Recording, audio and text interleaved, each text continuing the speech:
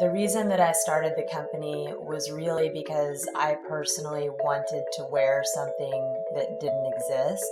I grew up actually shopping in thrift stores a lot.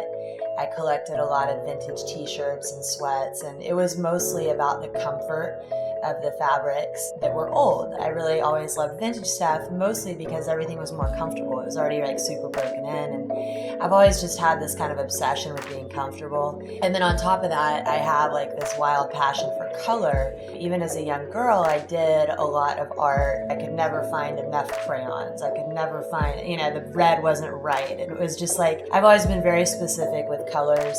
Growing up, I became more and more specific of what I wanted to wear, and it had to be super comfortable and it had to be specific colors. I just really struggled finding what I wanted all the time. I guess I was just like super picky with what I wanted to wear. And I basically bought a sewing machine and started making clothes for myself. They were always super bold, lots of bright colors. I learned how to dye fabrics, doing screen printing, all for myself. It was interesting because a lot of times when you see screen print, you see like 4 or 5 colors, but with the Aviator Nation stuff, a lot of times you see 9 and 10 colors because I like to do a lot of colors. And it's tricky, and a lot of screen printers won't even let you do it. I was wearing clothes around and people basically would come up to me and ask me what I was wearing. It was really obvious that it stood out. I decided, maybe I could actually try to sell the clothes. So I sewed up a bunch of garments and realized when I was doing that how much I really loved it and pretty much fell in love with the craft. And so I kind of developed this whole love affair with making clothes later on. I was 26 when I started the company. I probably started sewing at like 25, and I realized how much I loved it. I always loved art growing up, and like I said, I always loved colors, but to be able to put them into fashion, I realized I had this passion for fashion. Once I got started with the company and I started making the clothes, I realized that in the fashion world, things change all the time. You have to come out with a new season of clothes every 3 months. If you're selling to wholesale and boutiques and stuff like that, they expect constant newness. So I actually realized that I was also passionate about change because I enjoyed that process. A lot of people would get frustrated, they're like, oh man, like constantly trying to design new stuff all the time, but like I loved it. I loved that every 3 months I had to deliver something totally different. It was like one thing after another with the company. It was like everything I did, I realized I had this passion for it. I really feel like I'm in the right place because in the fashion world, there's constant change, which I love.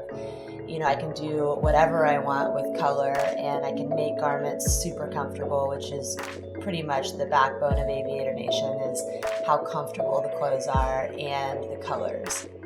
The general struggle is really to continue to make awesome product, but also stay true to Aviator Nation. At the same time, come out with something new that will keep people excited, because the struggle in this industry is to survive after, like 5 or 6 years. A lot of companies become cool and whatever, and then they kind of go away. And it's pretty typical for a company to last 5 or 6 years. And now we're going on year 13. It's like I have to constantly come out with new designs and innovative ideas for the clothing that will continue to keep my customers happy and excited, and like what's going to make them continue to buy Aviator Nation rather than buying something new, because everyone always wants something new. The struggle for me is just to constantly design things that are new that people that have been my customer for years may not have yet.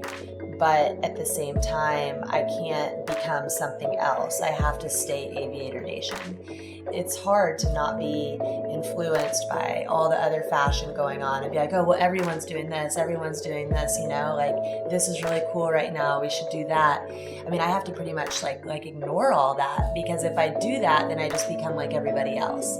And so to stay unique and to keep it really special, which, from day one, Aviator Nation has been successful because it's like super special and super authentic. And it was me hanging up my records, when I was 25 years old, 26 years old. So now, 13 years later, I'm still hanging up my records. And so that's the thing, is like, rather than evolving into like this corporate environment, because I have almost 200 employees now.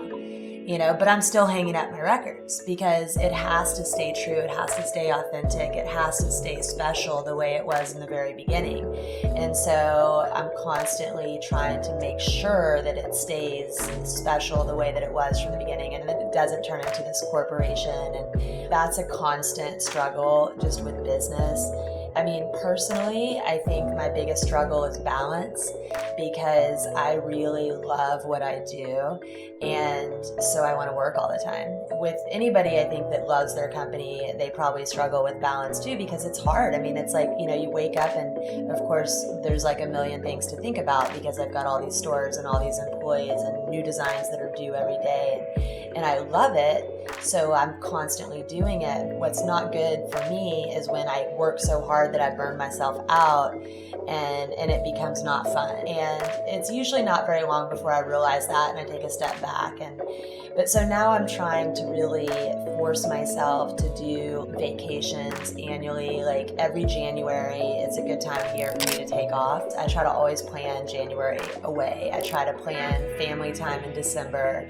And then, on a day-to-day thing, like, I'm not gonna lie, I want to be doing yoga every single day. Like I want to be surfing every weekend, but all that stuff always gets set aside when I have a store to open or a new design that's due or whatever.